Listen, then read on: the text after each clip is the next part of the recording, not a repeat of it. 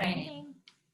For those of you who don't know me, I'm Lauren Barker. I'm the CEO of Cape Cod Young Professionals. I want to welcome you to our third in our series of 4 virtual connect and chat events.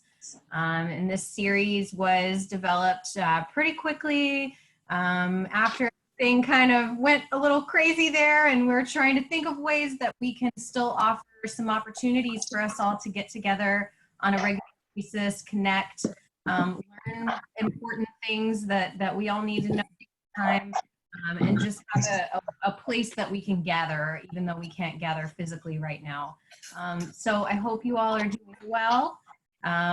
We have our wonderful speaker joining us today, Meghan Rothschild of Chikmedia, who's going to be talking with us about crisis communication and crisis management in general for small business and nonprofits. But if you're not part of a small business or nonprofit, that's fine too. I think that these rules and tips are going to be pretty widely applicable, and Megan's a pro at this. She's done crisis communication, crisis management for a long time now, so we're very fortunate to have her on board with us.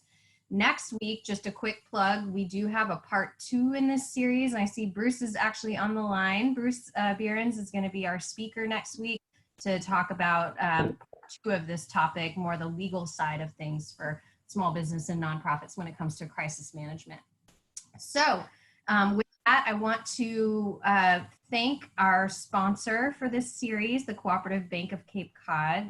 They've been really wonderful and coming along with us on this experiment and virtual events, and helping us to provide this opportunity for you all to connect with each other and learn something new. So I want to turn it over to Lisa Oliver, the CEO of the Cooperative Bank, to give a few welcoming remarks. Thanks, Lauren. Good morning, everybody. This has been a fun experiment, and I say experiment only because in a past life I worked at a big bank. People were nationally spread across the country, and so we lived via conference call. And over the last 4 years, being in a small bank, everything is face-to-face again, which I really enjoy. And I would tell you, as part of this whole process of being sheltered at home, you learn a lot about yourself. And what I'm reminded of is how much I actually hate working at home, how much I thrive being around people, and being in a work environment where just passing someone in a hallway and a quick conversation can generate an idea or a thought. So it's certainly been an interesting time, and communicating with our employees has been really important. And getting back into using technology, my saving grace is my youngest son, who is a senior in college. This is his senior spring, home with mom and dad and a canceled graduation. But he's been my tech support team in my house. So he's been a savior as I try to get back up to speed with everything technology oriented. So it's been a good learning experience. I think the other thing, and I've mentioned this on some of the other calls, and someone phrased it perfectly to me yesterday, is we have COVID-19, obviously the virus that's causing all of our issues. But if you put the word "the" in front of it, the COVID-19, that's actually how much weight we're going to gain working from home over the next period of time. So if it's COVID-19, we're talking about the virus. If it's the COVID-19, that would be the weight we're going to gain while we're at home. So weather like today is certainly going to help us get outside and do a little bit more work. I think Megan's presentation today is going to be awesome. You know, as a bank, we are required to have regular disaster recovery drills, to have a crisis plan in place at a moment's notice. We run scenarios all the time about what might happen if a hurricane, knocks out all the communication channels and things on the Cape, et cetera. How do we run the bank? How do we make sure people have access to money, et cetera? I can tell you we've never played this one out. That'll be a new one for the list. But as a small business, as a nonprofit, I don't think anybody's doing that. And that's not a bad thing at all. Believe me, it takes a lot of time to run through disaster drills. And like I said, even our best preparation hasn't prepared us for something like this. So I think Megan's talk today for all of you is going to be great. The other thing I would say, as a bank, we have over the last week, it's not even a week, it's like 3 days. It feels like it's been about 3 months, but working through the new payroll protection program and lending and trying to figure out how to help small businesses. And I will tell you, the intent of what the government is doing is good. The communication, the speed to market, the lack of specificity is really a challenge. So what started out as, hey, get the application, get online, get, some funding, has turned to what the hell are we doing? How the hell do we calculate payroll for the businesses? And to the banks, what the hell are we doing? And how do we close this loan? And what kind of documentation do we need, even as an SBA preferred lender? So we're all kind of learning through this process together.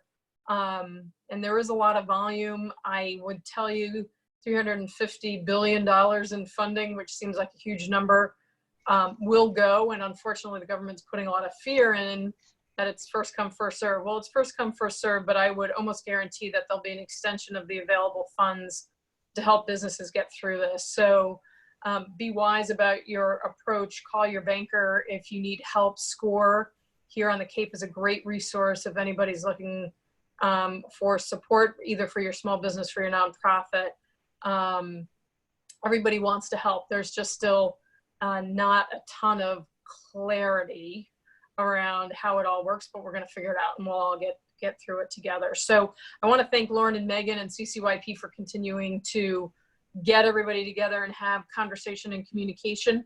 Happy to be part of it. We've are a huge supporter of CCYP and everything that you guys are doing, and anything I can do to help. Lauren and I have talked a little bit more about getting back and maybe doing something about the loan programs available and what we're seeing. Happy to put something together at some point with you if you feel there's a need. So with that, I'm going to get out of here so Meghan can do her thing. I wish you all a good day. Get outside and enjoy some sun. Vitamin D helps. Enjoy. Thank you so much. Thank you, Lisa. Okay. We really appreciate it. Sure. Quick note on all of those programs, if those are something that you're looking at or have an interest in applying for, we do have resources on our website that we're updating regularly for relief programs, as well as all kinds of other needs that you or anyone in your network might have. So be sure to check out our website. It's actually in the header on the website, our COVID-19 resources page.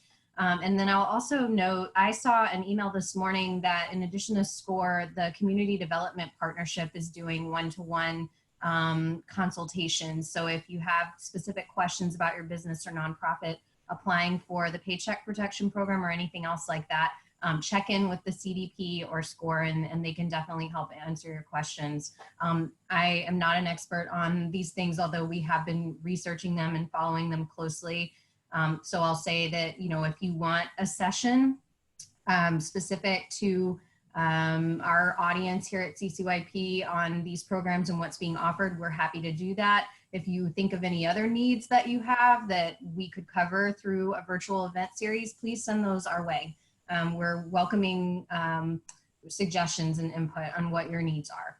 So with that, I want to turn it over to Meghan to take over. I'll just give you a quick reminder that we do have a chat feature in Zoom. So if you have questions that you want to submit while Meghan's kind of doing her intro and beginning comments, please type those in. And then I'll just kind of leave it up to you, Meghan, of how informal you want it to be from there. Because I think you've got some great input and comments and content to share. And then we want to maybe towards the end have questions and that sort of thing. So, sure.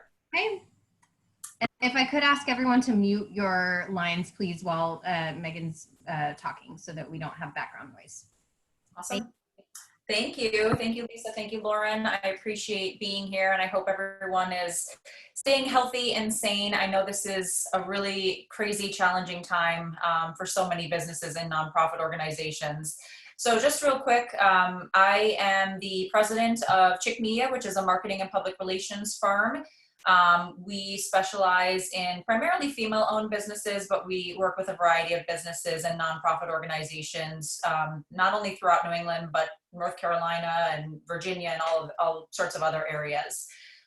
So we have been dealing with crisis management for our clients for the last month. This has obviously impacted every single one of our clients in some way. Some have thrived and some have not been able to keep their doors open or are really struggling at this time. So I really am grateful for the opportunity to talk about crisis communication and what you can be doing as a business leader, nonprofit leader during this time.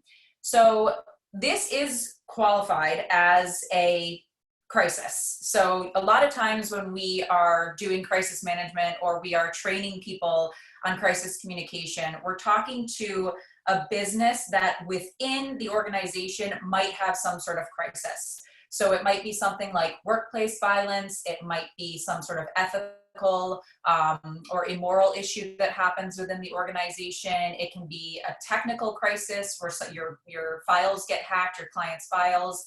But the difference in what's happening right now is that this crisis is affecting everyone. And it's affecting everyone on a very unprecedented level. Every single business is being impacted in some way. And that's very different than normal crisis management training, because we're usually helping coach a business through how they can manage a crisis that's internal. And this is really external. So the first thing that you want to do, and this is not necessarily going to apply to everyone because you might be a one woman, one man shop at your business, but you need to identify who is going to be your crisis management team. So if you have multiple employees, if you have, a team, a group of individuals that work for you, you have to put together and figure out who's going to be at the table when you start having conversations of what public facing messaging you're going to put out, what policies you're going to implement, etc.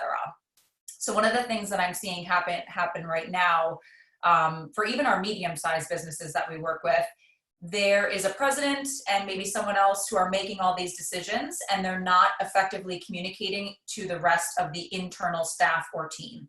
So if you have people that report to you, people that work for you, even if they're part-time, it's really important to make sure that there is a liaison, or make sure that you are effectively communicating to the team how this is impacting business and what is going to be, what the next couple of weeks or even couple of months are going to look like. So to give you an example, I have a friend who, for the first 2 weeks of this happening, she was being told to come into work and nothing was happening because it was the type of business that sells tickets and has people coming in to watch something. And nothing was happening in the office, but they also were not effectively communicating what was going to happen. So everyone was speculating that there were going to be layoffs.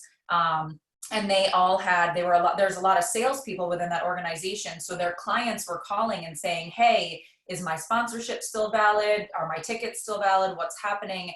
And all these salespeople for 2 weeks were just saying, I don't know, no one's telling us what's going on. So that's a really bad look for a business, a really bad look for a nonprofit too. So you want to make sure that you have a team together and that you are effectively communicating to all of your staff and all your constituents, all your clients, anyone who touches the organization. It's really important to communicate to those people before you go out to the public, because the last thing you want is for a really important donor or a really important client to see something posted on your Facebook page and they haven't received any type of notification. So they're finding out when the public is finding out. The other thing I'll say about identifying a team, and again, if you're a one-person shop, this can be tricky, but generally speaking, if there are multiple people within your organization, you don't want the president or the CEO or the executive director to be the one who is responding or talking to media. And media could call, right? So you might be thinking, media is not going to call me. They're not going to want to talk to me about what's going on. And that's absolutely not true right now. We're seeing a lot of online publications, print publications, TV stations modify completely the way that they're doing their reporting. So a lot of the TV stations that have live shows, they're having to pre-record, so they're looking for content. They're really hungry for it. We have a newspaper partner out here. They're sort of like a newspaper magazine crossbreed, I would say. They are hoping to be the primary resource for COVID-19 news updates and just informational, educational pieces. So they are reaching out to everyone saying, we want to talk to you about how this is impacting business. We want to talk to you about work from home. We want to talk to you about X, Y, Z. So the media could call, and generally speaking, you don't want it to be your president or your ED who's speaking, because if they ask you something tricky and you go, oh, I don't know, I'll have to get back to you, the media could say, well, what do you mean you have to get back to me? You're the president of the company, just answer the question. So if you have someone else who's like a second in command who could possibly be answering those calls or taking those calls just so you have some time to prepare, that's something to keep in mind. If you're a one-person show, just make sure that before you speak with the media, if they schedule an interview with you, just be prepared that you're going to have to answer questions on the spot, because they might push a little bit if you say, I don't know the answer to that, because there's really no one else who would have an answer to that other than yourself. Second of all, you want to make sure that if you are still open right now, I know that obviously people aren't coming into if you have brick and mortar, they're not necessarily coming through your door. But if you are open and providing services, whether it's online or you're shipping product, you want to make sure that you have outlined what your compliance strategies, your CDC compliance strategies are going to be. So if you are, a bakery and you're shipping items, you want to make sure that if you're asked, or even if you're not asked, you should have this written somewhere. What are you doing to make sure people are staying healthy? How are your bakers or your cooks preparing for this or properly cleaning for this? Do you have, hand washing policies? Are you utilizing hand sanitizer stations? Have you encouraged your people to work from home? What have you done as an organization, as a business, to make sure that you are following CDC regulations? So once you have that outlined, you want to make sure that that's all written down and that everyone on your team agrees to implement those strategies. So if you're not open for business right now and you've had to shut your doors, when things start to get back to normal and you reopen your doors, people might ask, well, what have you done to prepare to make sure that everything's clean and sanitary and safe? Because people are going to be really scared. So it's not going to be, May 1st, we say, hey, the world is back up and running and people are just going to come flooding out. That's not necessarily what's going to happen. People might be worried about, going out and being exposed. So you want to make sure that you have a list of what have you been doing, or what have you done prior to opening to make sure that you are making sure everyone is safe, all your clients are safe. I'm just going to answer a question right here. So someone had a question, can you expand on why the CEO ED shouldn't be the main contact for the media? Yeah, so again, when we talk about this from a crisis communication standpoint, we're usually coaching, like I said, individual businesses. So if you were a nonprofit and you had a tech crisis and you were hacked, the ED, you wouldn't want them to be the one who was responding to the media. You'd want to have like a communications or a PR professional doing that, because if the media asks a hard question that you folks haven't thought of yet, or you haven't actually come up with a response to yet, it looks really bad if the ED says, I don't know the answer to that. But if your communications person or a second in command or someone else, your chief operating officer, whatever, says, that's a really great question, I will bring that back to the team and our executive director and get back to you. That is a little bit more palpable for the media. They're willing to sort of take that as an answer, as opposed to if the ED were up there, they'd say, well, you're the executive director, just tell us what you're going to do. Could the nonprofit ED just say, I need to bring it to the board of directors? Absolutely. So if you don't have someone that you're comfortable putting in front of the camera that isn't your ED, and you don't have a board member who's willing to do it or whatever, your executive director, nonprofits are in a unique situation with this, in which they do report to a board of directors. So you have another level of individuals who would have to weigh in on something. So absolutely, if your ED is the point person and always who you want on the media during these types of situations, then just make sure he or she is prepared to make that statement if a hard question is asked. So I'm going to bring that back to our board of directors. We'll get back to you as soon as we have an answer. So absolutely.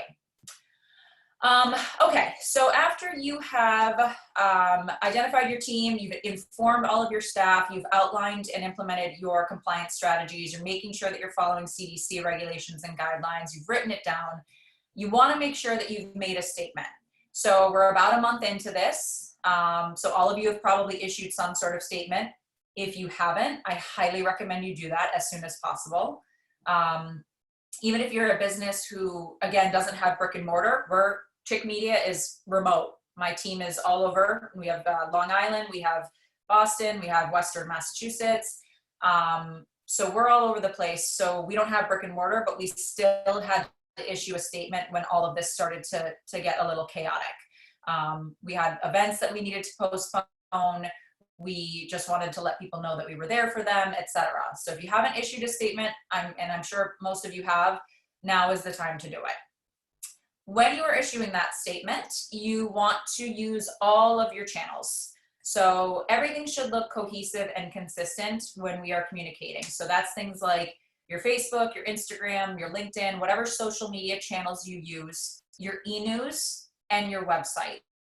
And if you do have brick and mortar, it's good to put up a sign in the door if you're closed or you're on limited hours, you're only doing curbside, etc. So a lot of people forget about the website. I'm seeing this happen a lot with restaurants. So a restaurant may say, yep, we're open for takeout or we're doing delivery on their Facebook page. But then if you go to their website, there's literally nothing on there about COVID-19. And that's just it's a bad look, number one. But number two, even though lots of people use social media, it doesn't mean everybody uses social media, right? So if my mom was looking for something, she would most likely go to your website before she'd go to your Facebook page. She's in her 70s. She does have a Facebook page, but she's not a big user. And so if she goes to your website and it looks like everything is business as usual, she's probably going to think that's really weird. Or you might have some people who show up at your door, even though you might be on modified hours, all of that. So it's really, really important to use all of your digital channels when you are communicating what's happening within the organization. The other thing that I'm seeing happen, before I get into that, so in addition to utilizing all of your channels, you don't want to just come out and say one statement. You don't want to make just one statement about what's happening. You want to continue communicating to people throughout this entire ordeal. So even though you've issued a statement that says you're closed or you're on limited hours or now you're moving to remote or whatever your statement is, even if that statement doesn't change and what you're doing doesn't change, it's really important to continue communicating to your audience about what's happening. So that can look like a variety of things. It can be, we don't have an update. You know, we're status quo. We're still doing what we announced a couple weeks ago. People are really feeling very anxious right now. Not everybody, but a lot of people are feeling anxious. And the more you can communicate, the clearer you can be about what's happening, the better it is for everybody, because it's a little bit of a sense of relief. Okay, that restaurant is, they're still doing curbside right now, because things are changing so rapidly that something you're doing last week might not be what you're doing this week. So it's really important to continue communicating to your audience, even if your update is we have no update. You want to be careful about sharing unreliable, non-factual information. So I don't know, did anyone see the meme that was going on around at the beginning of all this, that if you gargled with salt water, you were cured of COVID? Right. So I saw a lot of businesses sharing that, and that was pretty crazy. I saw a lot of business owners, a lot of community leaders saying, oh, I don't know about the validity of this, but I'm sharing it just in case. That's really not a responsible thing to do, because someone could look at that and not read your text that says, I don't know if there's any truth to this, and they might start gargling with salt water and then think they're cured of COVID.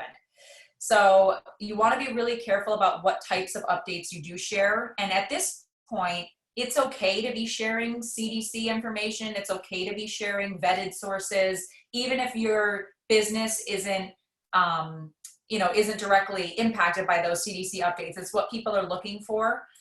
They want to know the facts, they want to know what's true, they want the latest updates. So if you want to share some of that on your social channels, or include a great hand washing link, or maybe a home hand sanitizer recipe or something like that, just make sure that the content is factual and it's coming from a legitimate, decent source.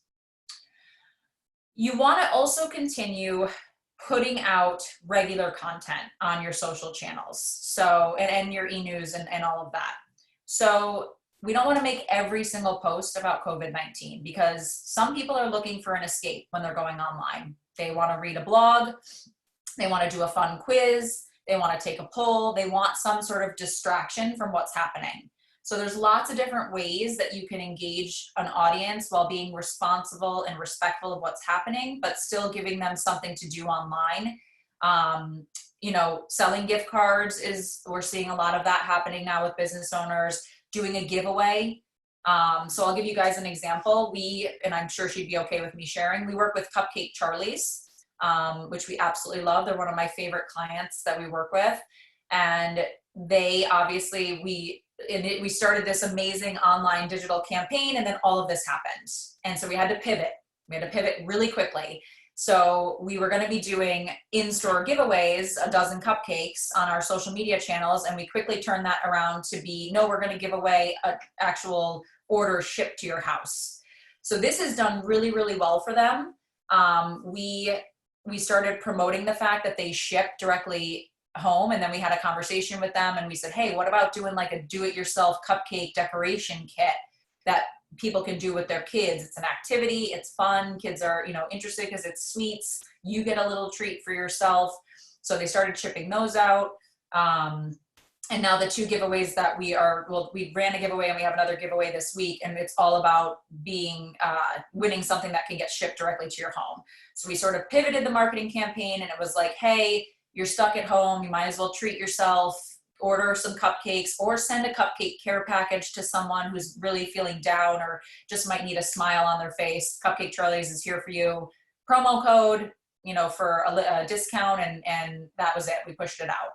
So even though that was, it was something fun, but it still sort of addressed what's happening in the world, which is really important. It's good to stay relevant and sort of communicate and contribute to the discussion, but it was still giving people an opportunity just to have a little escape and to do something nice for whether it's their kids, themselves, or someone else. I know I've sent like four or five ring ding packages. So if you're looking for a good treat, their ring dings are absolutely unbelievable. So the other reason that we want to continue pushing this content out is we want to make sure that we do not go dormant on our social channels. So I am seeing a lot of this. I'm seeing a lot of people say, well, we've closed up shop, so see you guys in 2 months, and then crickets on their Facebook page or crickets on their Instagram.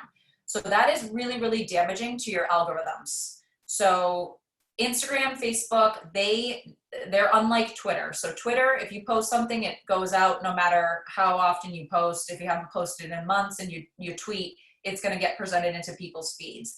With Instagram and Facebook, they have an algorithm that will penalize you if you haven't posted in a while.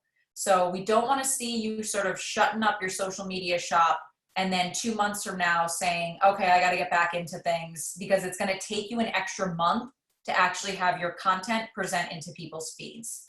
So I know that it's frustrating, and I know that a lot of people are sort of like, you know what, I'm putting on sweatpants, I'm having wine at noon, I'm done. But we have to do a little bit of work on our business to make sure that when this all quiets down, that we're in a good position digitally to communicate to our audience that we're back open, we're up and running, and we want to see our smiling faces of our clients. The other thing that that I want to just touch on here is, and I've sort of talked a little bit about this, but we've worked with some clients who are, and helped them really think outside of the box on how they can be generating revenue remotely. So I'll give you an example. We work with a personal chef who goes into people's homes and teaches them how to cook. And when this all happened, she, emailed us right away and said, I'm done. I'm done. There's no way I'm coming back from this. I'm in a lot of trouble here, and I'm not gonna be able to do what I do. And I was like, okay, let's breathe. And we were able to get her set up so that she is now offering virtual cooking classes to parents and kids together. So she's doing cooking with kids classes. She's doing one-on-one digital consulting with clients who want to learn how to cook something, or they're, needing to eat for some sort of health issue. She really specializes in, if you have a certain health issue, she talks about what types of nutrition you need. So she's doing that now one-on-one, just like what we're doing here with a Zoom or webinar software. And we also got her set up with a local community college, and she's going to be doing a series of online classes for their students. So that was something she's like, I'm not a teacher. I don't have a master's degree. And the college was like, no, we're really looking for digital content. We'll take experts in their field. So think outside the box about how you can be doing this. If you have a brick and mortar, but do you sell products that can be shipped? I've seen, there's a salon right now that's doing care packages for like hair, skin, And they're putting together little packages that people can send to individuals. So that's one way that they're continuing to have a revenue stream. Are you an expert? Can you be doing education? Can you be giving webinars to your clients about skincare, how to cook, business, business management? People are looking to do a lot of reflective work right now and work on the business because we have this downtime. So see if there's a way you can produce content or produce some sort of service or product that could help bring in revenue. Maybe you could be a coach for other businesses who are similar to yours and are looking to get started right now. So think outside the box and, figure out if there's a way that you can still be effective and offering something of value to your clients that they'd be willing to pay for. And then I guess my final point would be that it is really, really important right now to start developing your post-COVID marketing plan.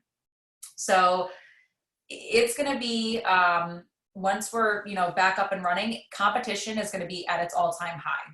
So if you've had to delay an event, or if you've had to close up shop, or you've had to halt all your services, you have to start thinking about how are you going to get people back in the door? How are you going to get people to those events?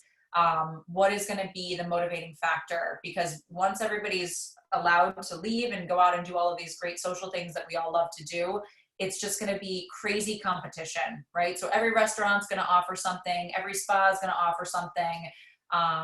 Every nonprofit is pushing their event to the fall. So how are you going to get people to want to come to yours when there's 4 other events in the same week? So you need to start thinking about that now. And I would highly advise that you have that plan in place in the next few weeks and just have it canned and ready to go. So what you don't want to do is say, I'll worry about that when things calm down, because you're already going to be substantially behind the curve. So figure out what is going to be the, what's going to be the mechanism in which you're going to get people excited to re-engage with your brand or your product. So I think that's it for most of my tips, which I think I'm right around 20 minutes, which is where I needed to be. So I'd like to open it up to questions or anything specific that you folks wanted to talk about. I'm happy to answer any questions you might have.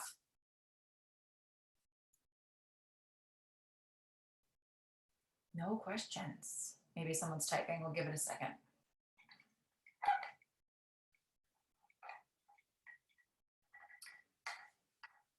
If anyone has any questions about social media or anything that's, happening right now, Facebook is doing some really weird stuff. I don't know if anyone's noticed.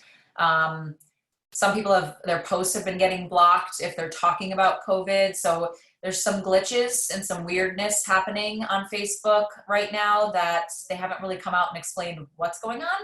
That's true. That's just totally what Facebook does. They screw up, but they don't really talk about why they've screwed up or how. So just be careful and keep an eye on stuff like that. Keep an eye on Instagram too. And shadow bans are happening right now. So if you use too many hashtags or you're spamming people, you want to balance your messages right now. You want to do some that are sales focused, some that are just general branding behind the scenes type posts, and then also some that are really just authentic, reaching out and making sure clients and customers are okay. So if you are looking to do, some sort of revenue stream on digital, don't just make every single post, buy this, buy this, buy this. That's not what people are looking for right now. They're looking for companies that care and that are checking in on their customers. So make sure you've got a good balance of content out there right now. Anybody want to share? One of the things that we found works really well in these calls the last couple of weeks is, we have a question actually. Oh, we do? Yeah. Do you have any recommendations for hiring over a digital platform because many career fairs were canceled? Yeah, so that's a great question. LinkedIn, I don't know if you're utilizing LinkedIn, but it does allow you to post jobs and actually is becoming one of the top ways in which people identify new career opportunities. So things like monster.com and indeed.com and all that, still there and still very relevant, but LinkedIn is really making its way in terms of being one of the resources for people who are looking to hire. So I would advise that. I think that having things posted on your website and having forms for people to fill out, or at least a button that people can upload their resume to make it easy for you to just vet content quickly, is a great way to do that. You can publicize on your social media channels that you're hiring. And then, of course, from an interview perspective, I really do think a Zoom or something like this, there's actually free webinar software out there called Free Conference Call, and that does web-based conference, like video conferencing as well. So I think from an interview perspective, you can still be conducting your interviews this way as well. And I think if you're hiring right now, you are in a really good position to get a lot of very high quality candidates because of everything that's going on. I don't think a lot of people are. So I think you should be in a good position to get some good candidates. Another question, in terms of nothing new to report, how do you know when you're over inundating people, when you know they're getting the same community? That's a great question. Yeah, so we're seeing tons of emails right now, right? Like I get an email from the Loft every day and I'm like, well, how are you being impacted every day by COVID? You're a clothing store. So yeah, so you want to be really careful. You don't want to spam people. Again, you don't want to post every single day something about COVID. You want to keep your content light and friendly most days.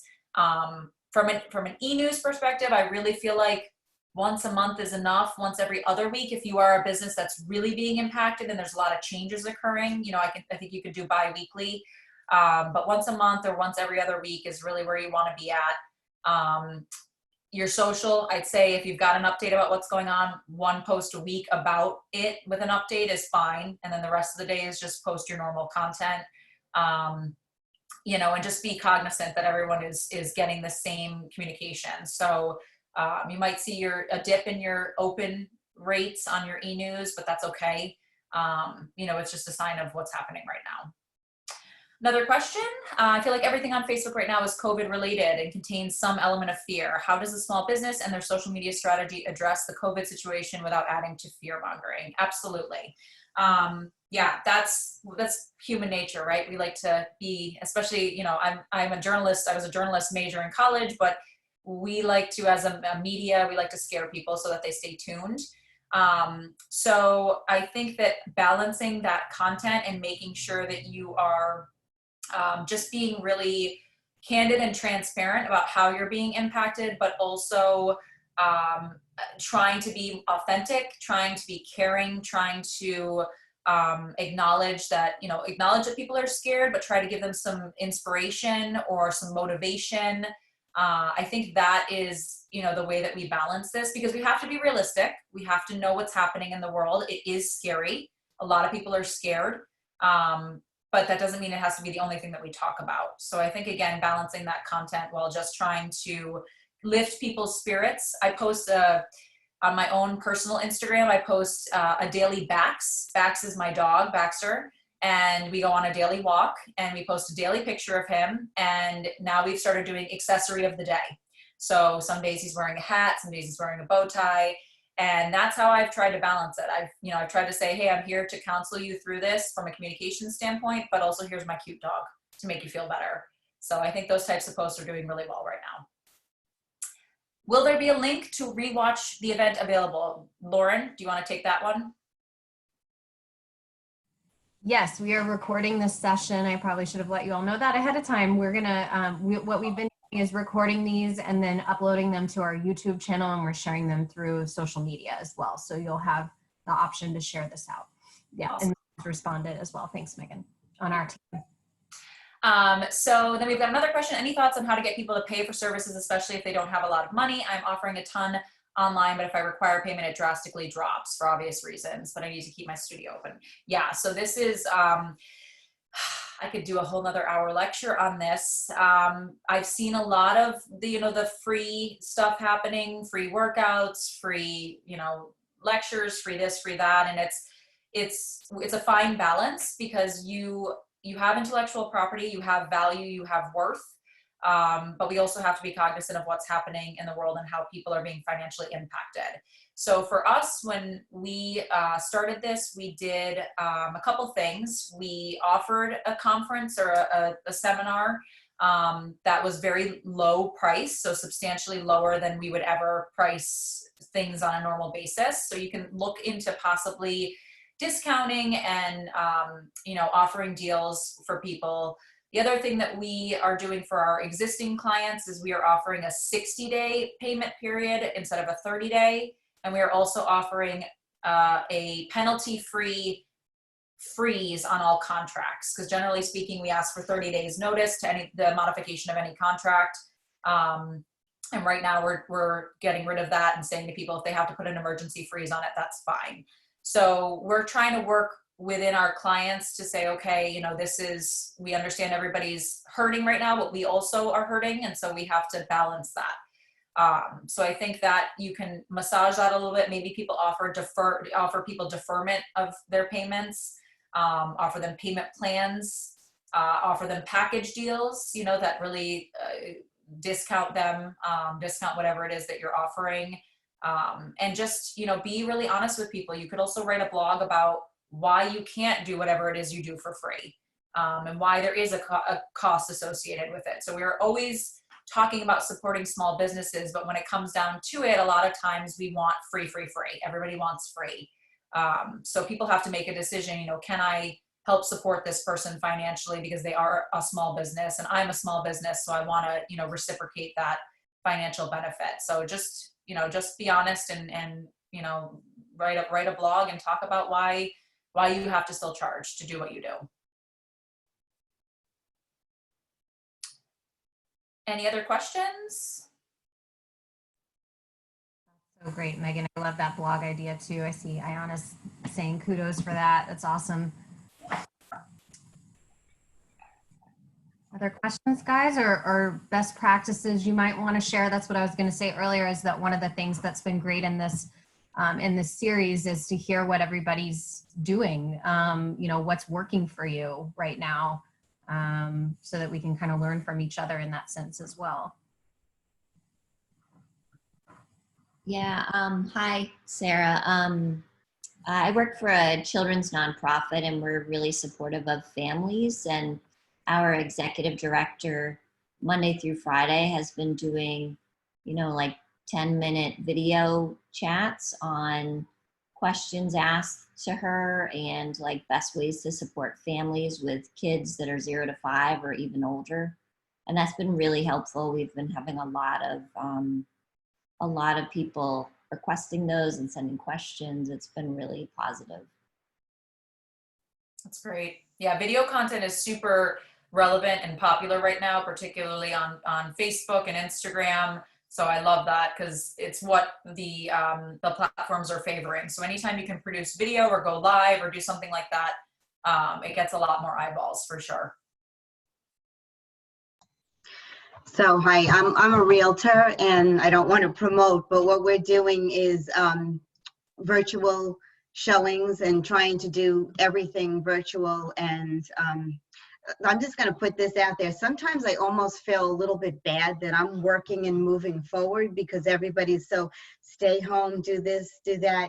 And I struggle a little bit with promoting my business. But currently I have clients, one who's older, she can't manage the property anymore. She needs to sell her property. I have another one whose mom passed. She is in Florida. That house has to get sold. So these things have to happen. And I'm kind of letting him know too during this time, I'll take over and do whatever I need to do to get your property taken care of. Just there's a few things I can't do myself, but I'm doing things I might not normally have offered to do for him, just to get things happening. But I do struggle with the feeling of continuing my business when everyone else is kind of stressing out over it. But we're considered essential workers, and I'm trying to do whatever I can virtually. So any thoughts on how to not feel guilty about continuing your business? Yeah, I mean, I'm hearing this. I will tell you, you're not alone. I hear this from a lot of our clients and even some non-clients who just feel very, they feel like they're, I had one woman say, oh, I feel like I'm just, capitalizing on things. And right. we have to get out of that mindset because we have to do what's best for our families, for ourselves, for our businesses. It's okay to to, you know, just be honest and say, we're, you know, I'm a business owner, and whatever I'm doing, whatever my service is, whatever, you know, real estate in your case, I'm still working. So I'm still showing homes. These are the things that I'm doing to make sure that my clients are safe, that people who are viewing the homes are safe. I know it feels uncomfortable. Ayana says, just let that go.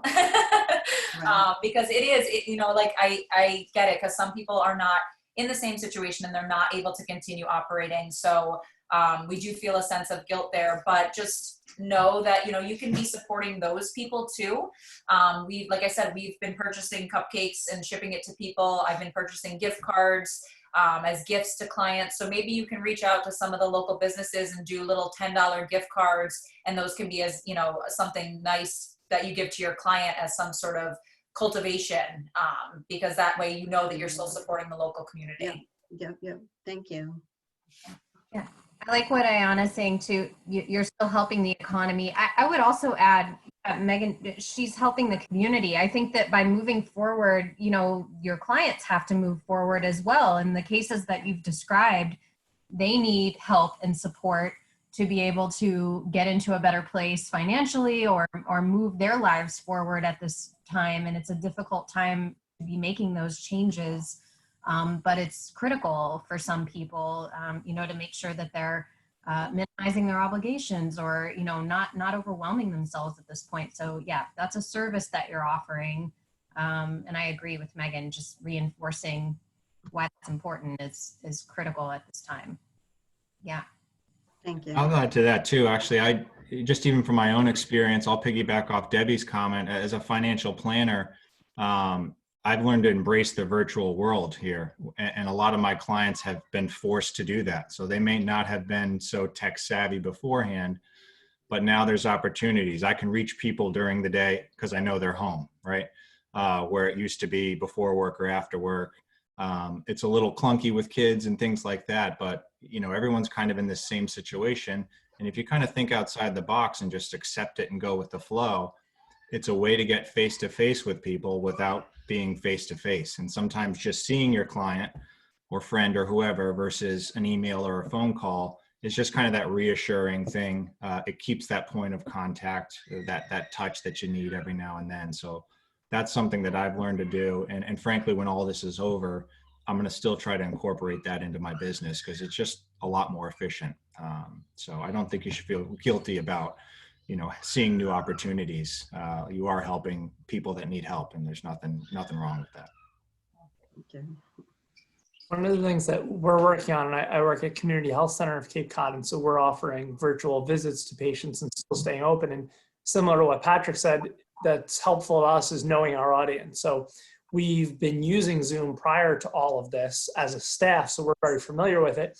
And so we went to these virtual visits and we told our patients, hey, you can log in via Zoom and still have your appointments. But what we realized at that point is a lot of our patient base is older, is elderly. They've never used Zoom. They're not used to using their computers. They're not used to using their phones for things beyond maybe just texting and calling.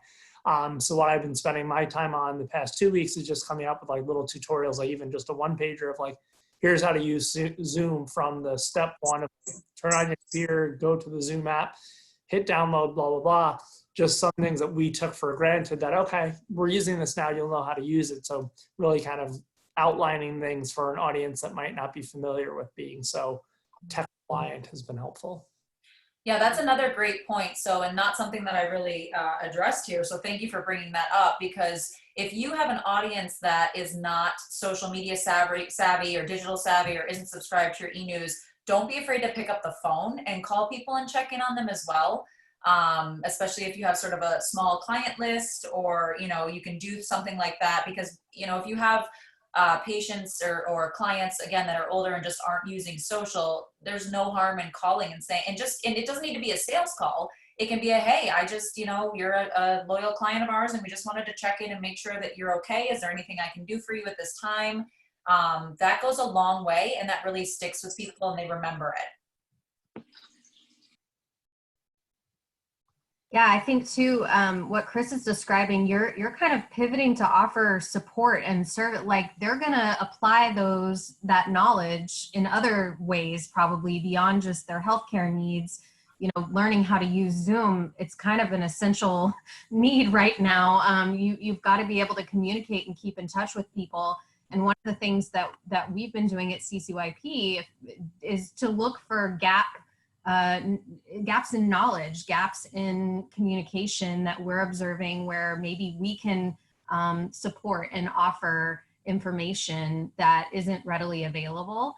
And I think then also reinforcing some of the things that are already out there through, you know, what resources are accessible to people, and that sort of thing can be really helpful. I love that you're doing a walkthrough for people on Zoom. I think that's awesome. What else, guys? What's working? What's not? I mean, any challenges that you're encountering? I love the discussion. It's been really buzzing in the chat box. That's awesome.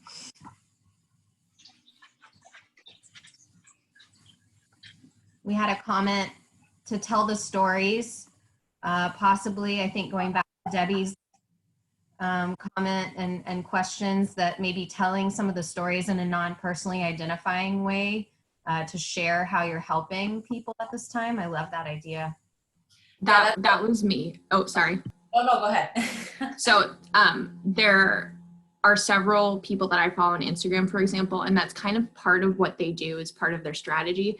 But when you can tell these stories and show people, like, there's this woman and she absolutely has to sell her house, and you kind of, not in a braggartly way, but if you work in how you're really helping the community, that's going to give you a new audience, for one, but people are going to remember that, and they're going to come back and be like, hey, look, remember that realtor Debbie? We have to sell our house now, so why don't we go with her, because she worked so hard through COVID-19 to get this other woman's house sold, you know? So little things like that will help you in the end, I think.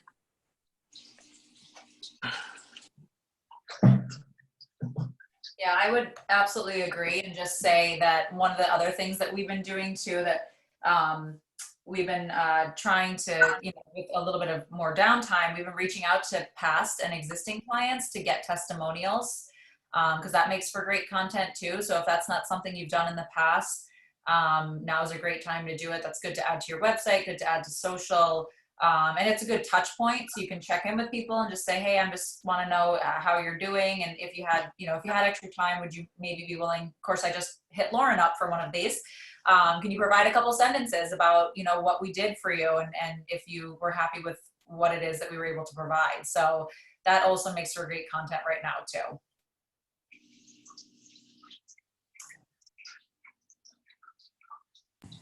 I'm putting a note in there. Please, pipe up if you have additional needs or questions.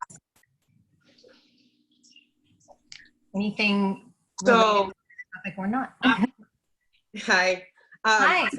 I'm in a little bit of a different position, and Megan kind of knows, because I'm a spa owner, and so I had to close down. So going back to what was being said about feeling like you're taking advantage of people, I'm in a different position where I'm at home. So because I'm not working, I keep thinking in my head that pretty much nobody else is working and nobody else has income coming in, because I don't have income coming in. My services are not something that I can show you how to do, because I'm the professional, I'm the specialist, so you need to come to see me. That's how I make my money. So trying to come up with all these different ideas and different things to be able to do, like either lives or be able to offer things for people, it's not going to bring me an income right now. So I'm trying. I'm in a different boat. So I'm trying to think outside the box, and I know I shoot Megan emails and text messages pretty often, but what about somebody in my position where you really can't do much? Yeah, so I mean, my thoughts for you, Ashley, I know that you sell some products. I know that you have a partnership with Skin Catering and you sell some product. And I think I think the idea of a care package or encouraging, you know, we've been telling a lot of people to buy gift certificates for themselves to use at a later time, but why not approach some of the businesses and say, hey, have you thought about buying gift certificates to send to your clients? So if some people are still working and have income coming in and are actually doing really well, like we have a couple clients who they've actually seen an increase because their service is, you know, like we have a flooring company. Everybody's sitting in their house going, I hate that floor, I need to get it replaced. So they're offering curbside design, and they're seeing a spike because people are finally paying attention to home projects. So why not, you know, call up a business that maybe you think is doing really well and say, hey, you know, if you're looking to support local businesses, you could buy gift certificates as thank yous to your customers or people, you know, or to clients or to donors, because there are some businesses that have the financial capability to do that. So, you know, even as I'm talking now, I'm just starting to think, I'm like, who can I send a beauty battle gift card to right now? You know, so there's probably some organizations that might be able to do that because they still have revenue coming in. Thank you.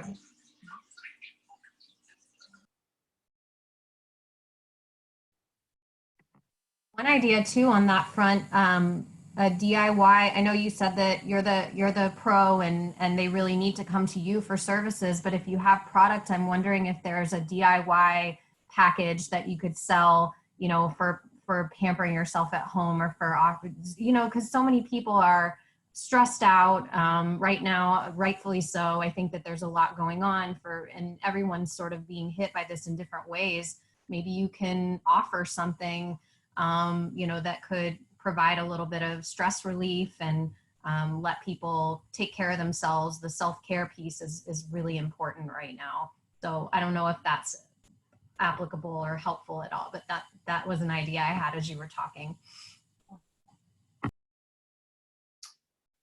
We have another question here. I manage volunteers and have an influx of people wanting to help out because they have more time, but I realistically can't have them on the ground out in the community doing much work. How do I keep them engaged? Yeah, that is tricky. So I'd have some questions for you. So if you are a nonprofit organization, is there a way that they can volunteer to be online digital ambassadors for you, where they're talking about your mission? Perhaps they're doing peer-to-peer fundraising right now. Perhaps they're selling something that they can ship that's, you know, going back to a donation to your organization. Can you have some sort of Zoom meeting like we're having where you're just talking about, you're doing like a volunteer orientation. So maybe you've never had a volunteer orientation before, but now you can create one so that way at least you're touching base with all of these people and allowing them to talk about why they want to get involved with your community and organization, how they can get involved in the future. Do you need planning support? You know, is there anything that you have coming up in the fall that maybe you could get some people on a committee to help with that? Are you in need of social media support? You might have some volunteers who are really digital savvy and maybe you don't have time to get to your Facebook page every day. So can you put a little group of volunteers together to design a Facebook strategy for you for the next 3 months? We work with a lot of nonprofits, and I know that the resources can be really limited and it can be really challenging based on the staff that you have. You don't, you know, so many people wear so many different hats. So think about from like a planning perspective, what can people be doing at home to still be advocates for your organization and still be contributing to the work that you still have to continue to do during this time? Well, I think we're going to have to wrap it up there. I want to really quickly just share next week the details. We've got our session part 2 of crisis management coming up with Bruce Behrens, who's an attorney in Hyannis. And we look forward to hearing your questions and input on that topic. If you want to send them ahead of time, please join the Facebook group and post your questions there, or you can, it's an event actually for next week's session, or you can email them to us, info@capecodyoungprofessionals.org. Additionally, if you have other topics that you think we should cover through virtual events, please send them our way. And I want to thank Megan for her expertise and awesome information. As always, we're really happy to have you, and thank you so much for all the info. There's some really great tips today and awesome discussion, everybody. So thank you, everyone. Thank you, CCYP. And we'll post the video, so look out for that and feel free to share it. Thank you. Bye, everyone. Bye.